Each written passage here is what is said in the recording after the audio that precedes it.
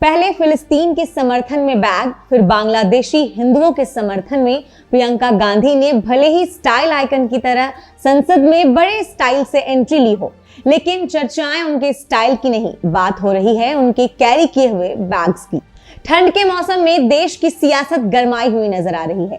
कांग्रेस नेता और वायनाड से सांसद प्रियंका गांधी इन दिनों चर्चे में है। जब से वह लोकसभा चुनकर पहुंची हैं, तब से लोगों की नजर उन पर है। पहले उनके भाषण ने लोगों का ध्यान अपनी ओर खींचा और अब वो अपने हैंडबैग से चर्चा में है। सोमवार को प्रियंका गांधी फिलिस्तीन लिखे हैंडबैग लेकर पहुंची थी। इसके बाद वह बीजेपी के निशाने पर आ गई। हालांकि फिर वह संसद में नए बैग के साथ पहुंच गई। माना जा रहा है कि मंगलवार के बैग से प्रियंका गांधी ने बीजेपी को करारा जवाब दिया है। दरअसल मंगलवार को प्रियंका गांधी ने बांग्लादेश में अल्पसंख्यक समुदाय पर हो रहे हिंसा के खिलाफ लिखे एक स्लोगन वाला हैंडबैग लेकर आई। इसके बाद एक बार फिर उनके हैंडबैग की चर्चा शुरू हो गई। कंधे पर बांग्लादेश का बैग लिए प्रियंका गांधी मंगलवार को संसद परिसर में बांग्लादेश में हिंदुओं और ईसाइयों पर हो रहे अत्याचारों के खिलाफ कांग्रेस सांसदों के विरोध प्रदर्शन का नेतृत्व करती नजर आई।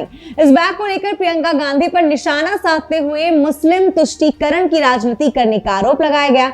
सोमवार को एक वीडियो में वो हैंडबैग को लेकर पूछे गए एक सवाल के जवाब में कह रही हैं, मैं इस मुद्दे पर अपनी सोच पहले भी कई बार बता चुकी हूँ।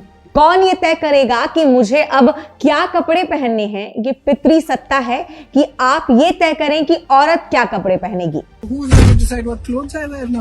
Who's going to decide that? That's the typical patriarchy, that you decide what clothes women wear also. Okay, ma'am. I don't subscribe to that. I will wear what I want. वहीं सीएम योगी ने मंगलवार को प्रियंका पर निशाना साधते हुए कहा, कल कांग्रेस की एक नेत्री संसद में फिलिस्तीन का बैग लेकर घूम रही थी, जबकि हम यूपी के नौजवानों को इजराइल भेज रहे हैं। यूपी के अब तक लगभग 5600 से अधिक युवा इजराइल गए हैं निर्माण कार्य के लिए, जहां उन्हें रहने खाने की फ्री व्यवस्था और 1.5 लाख महीने की तनख्वाह मिल रही है। पहले भाषण में प्रियंका ने बांग्लादेश हिंसा का जिक्र किया था। केरल के वायनाड से हाल ही में चुनाव जीतने के बाद पहली बार संसद सत्र में भाग ले रही प्रियंका गांधी ने सोमवार को लोकसभा सत्र के दौरान बांग्लादेश में अल्पसंख्यकों पर हो रहे अत्याचारों के खिलाफ भी आवाज उठाई। शून्यकाल के दौरान बोलते हुए उन्होंने इन हमलों से पीड़ित लोगों के लिए सरकार से समर्थन की अपील की। उन्होंने कहा, सरकार को बांग्लादेश में अल्पसंख्यकों, हिंदुओं और ईसाइयों दोनों पर हो रहे अत्याचारों का मुद्दा उठाना चाहिए। उसे बांग्लादेश सरकार के साथ इस पर चर्चा करनी चाहिए और जो लोग पीड़ित हैं उनकी मदद करनी चाहिए। 18वीं लोकसभा की कार्यवाही के दूसरे दिन जब नवनिर्वाचित सदस्य एआईएमआईएम प्रमुख असदुद्दीन ओवैसी सांसदी की शपथ ले रहे थे, तो कुछ ऐसा ही देखने को मिला था। उस दौरान उनके एक नारे से विवाद खड़ा हो गया। उन्होंने शपथ लेने के बाद जय फिलिस्तीन का नारा लगा दिया। इस मुद्दे पर सत्तारूढ़ दल बीजेपी ने उनके खिलाफ मोर्चा खोल दिया। बीजेपी ने ओवैसी के बयान पर आपत्ति जताते हुए कहा था कि मौजूदा नियमों के अनुसार उन्हें संसद से अयोग्य ठहराए जाने का आधार है।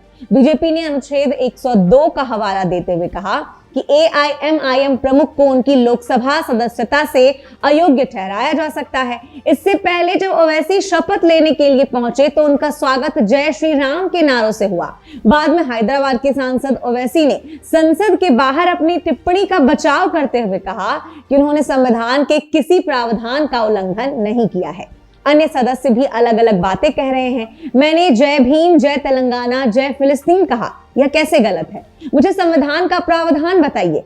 आइए वापस से प्रियंका गांधी पर आते हैं। प्रियंका के बैग ले जाने को लेकर किसने क्या कुछ कहा है, अब आपको ये बताते हैं।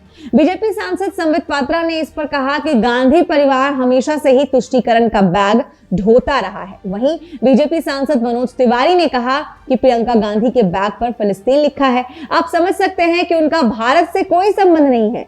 अब भी कुछ दिन पहले इस पर इटली लिखा था और अब इस पर फिलिस्तीन लिखा है। पता नहीं भारत कब लिखा जाएगा। इसके आगे मनोज तिवारी ने कहा कि जिसके मन में भारत के लिए प्रेम ही नहीं, जिसके परिवार के लोग दुनिया भर में जा जाकर भारत की बुराई, भारत के लोकतंत्र की बुराई, भारत के संवैधानिक ढांचों की बुराई करते हैं, वो भारत के पक्षधार नहीं है।